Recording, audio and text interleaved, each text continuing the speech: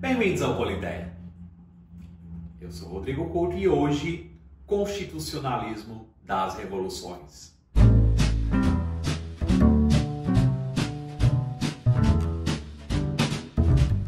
No vídeo anterior dedicado à história do pensamento constitucional, eu trouxe aqui o primeiro momento dessa tradição intelectual chamado de constitucionalismo.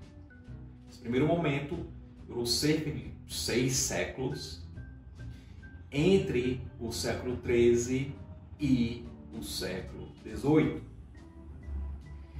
E era fundado esse constitucionalismo em uma concepção de sociedade que definia essa grande sociedade como uma associação, ou seja, uma grande associação de associações.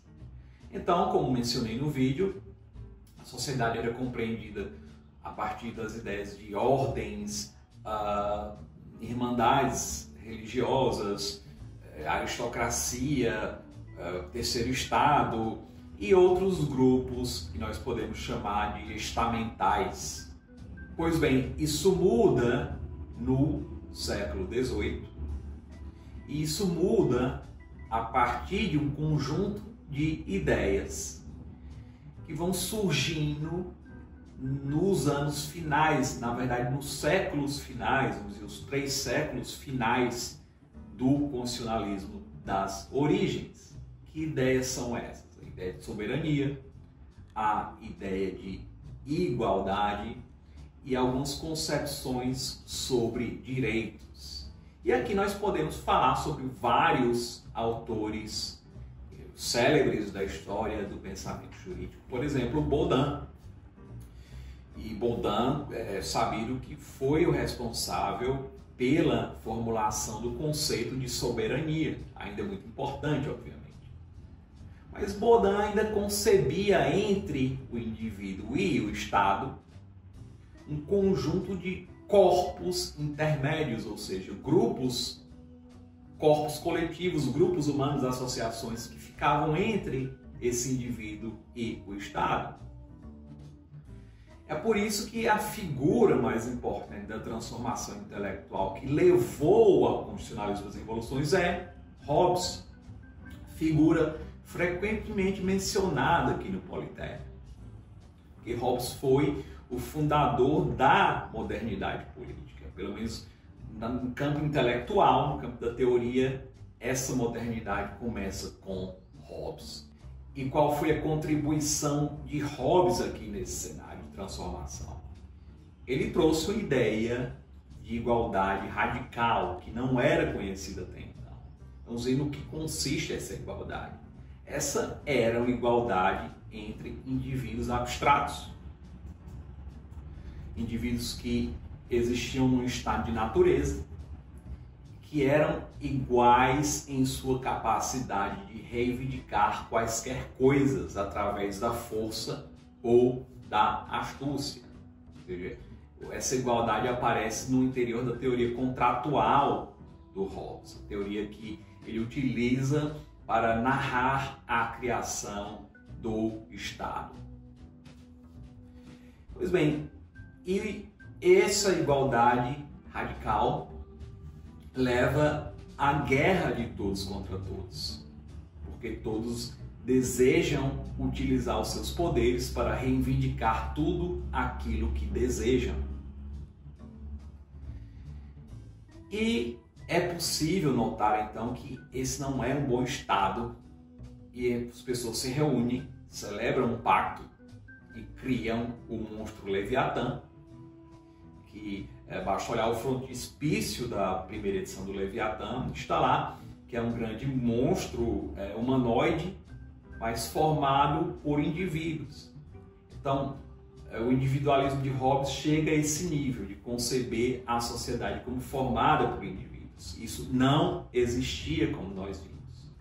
A sociedade era formada por associações. Então, Hobbes introduz uma ideia que até hoje vigora.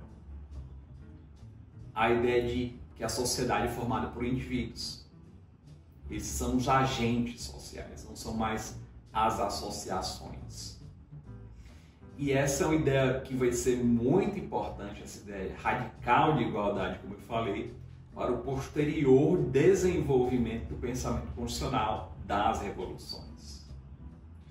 Mas não só Hobbes é a fonte intelectual, ela não está apenas em Hobbes. Ela está também em Rousseau. E aqui eu dei um pulo enorme. Rousseau está no século XVIII, Hobbes no XVII. Já voltamos para o 17 com Locke, mas vamos ver o que é que Rousseau, que está mais próximo de Hobbes na realidade, o que é que ele vai adicionar a esse pensamento constitucional. O Hobbes não tinha um princípio democrático, porque o objetivo do Hobbes era restaurar a ordem. Vejam, Hobbes viveu um período de guerras civis, foi o século XVII. Inclusive guerras civis nas Ilhas Britânicas. E ele viu essas guerras civis como derivadas, como causadas pela antiga ideia de Constituição, que era uma Constituição que encontrava reflexo em uma sociedade multifacetada, uma sociedade composta por aquilo que Hobbes chamou de facções.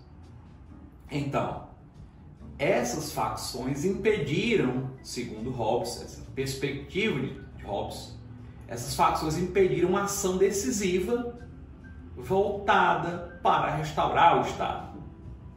Então a solução de Hobbes para aqueles conflitos era restaurar o Estado e Constituição. Então, um dos objetivos fundamentais a partir de Hobbes é fazer valer a vontade soberana contra as facções e contra os indivíduos. Tanto que a igualdade, que no estado de natureza era igualdade de uma espécie de poder do indivíduo, na sociedade política se torna uma igualdade de sujeição. Todos estão igualmente sujeitos ao poder estatal. Essa é a grande revolução de Hobbes. Os indivíduos idênticos em sujeição ao Estado. E, como falei, Rousseau contribui para isso. Porque se em Hobbes o objetivo é impedir que as vontades privadas ou de facções prevaleçam, deve prevalecer só a vontade do Estado, Rousseau entende que, por vezes, esse Estado legislador, criador de leis positivas, ele pode ter a sua vontade, sua manifestação corrompida, sim, por vontades privadas. Então, só o que o Hobbes falou, só o que o Hobbes escreveu não é suficiente. Porque o Rousseau vê que é necessário ter uma certa desconfiança desse Estado. E qual é a solução de Rousseau? A solução de Rousseau é a seguinte: é necessário que, quando essas leis passam a ser corrompidas por vontades privadas, que o povo soberano retome o exercício direto do poder legislativo. Então isso já tem sim implicações revolucionárias que não existiam em Hobbes, ao menos não de forma clara. Então Rousseau traz essa dimensão que pode ser chamada de democrática e também de revolucionária, que é outro elemento muito importante do novo pensamento constitucional, pensamento das revoluções. E aí nós voltamos um pouquinho para Locke, que está no século XVII, e vamos encontrar em Locke uma visão mais moderada, talvez, do que a de Hobbes e Rousseau. Por que mais moderada? O estado de natureza de Locke era bem diferente. Já existia nesse estado de natureza a cooperação entre as pessoas. E, em geral, existia o respeito pelos direitos que também já existiam. Mas Locke não admite que cada um seja um juiz, um magistrado e julgue as suas próprias causas. Então o Estado surge em Locke para ser um julgador, um magistrado. Mas isso não significa o fim dos direitos que já existiam e eram reconhecidos. Isso ocorreu, por exemplo, em Hobbes. Hobbes admitia, sim, direitos. Claro, a própria definição dele de direitos. Direito como uma espécie de poder. Mas, com a criação do Estado em Hobbes, os direitos somem e vem o império da lei. Não em Locke. Em Locke, os direitos não somem, porque o Estado tem a função de preservar esses direitos, como julgador das causas, como, por exemplo, um Estado garantidor da ordem pública e capaz de punir os infratores. Então, se esse Estado criado para essa função viola os direitos, é legítimo, segundo Locke, que a população retome o poder, mas ela não retoma o poder para fazer qualquer novo Estado. Aí está um elemento de moderação no pensamento de Locke. Quando a população retoma o poder, ela só deve tomar o poder, acabar com o Estado que existe, para restaurar um Estado que volte a acatar as cláusulas do pacto originário. Ou seja, um Estado que volte a respeitar os direitos que já existiam desde antes do próprio Estado. Além disso, o Hobbes rompeu completamente, como vimos, com a tradição anterior da Constituição Mista. O Hobbes não fala, por exemplo, em uma divisão de poderes colocados em equilíbrio. Mas o Locke sim, o Locke conhecia a tradição anterior e não rompe totalmente com a tradição anterior. É por isso que no Locke já é possível encontrar a ideia de que o legislador não pode se confundir com aquele que executa as leis. Não pode também o legislador escolher quem vai executar essas leis. Essas ideias foram conhecidas por Montesquieu, que é lembrado como o grande fundador da teoria da divisão ou separação de poderes, bastante influente na Primeira República, fundada pelos modernos, a República Americana. E assim existe uma fagulha, um tiquinho da ideia de antiga Constituição, ainda, isso através de Locke, ainda no nosso constitucionalismo das revoluções. Ou seja, Locke não criou, não determinou um corte abrupto, um corte grosseiro, extremo, radical entre esses dois momentos. Ele entendia que existem vários poderes que devem ser colocados em equilíbrio. Todas essas visões informaram, influenciaram o constitucionalismo das revoluções.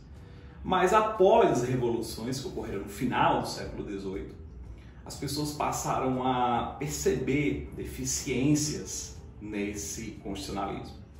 E daí surgiu o chamado constitucionalismo liberal, que será o objeto do próximo vídeo dessa trilogia, e que teve como base, como falei, essas supostas deficiências do constitucionalismo das revoluções. Então, para ter acesso ao próximo vídeo, para ser avisado sobre o próximo vídeo, lembre-se de se inscrever no canal, ative o sininho para receber notificações, deixe o seu like, comentário, dúvida ou sugestão e até a próxima.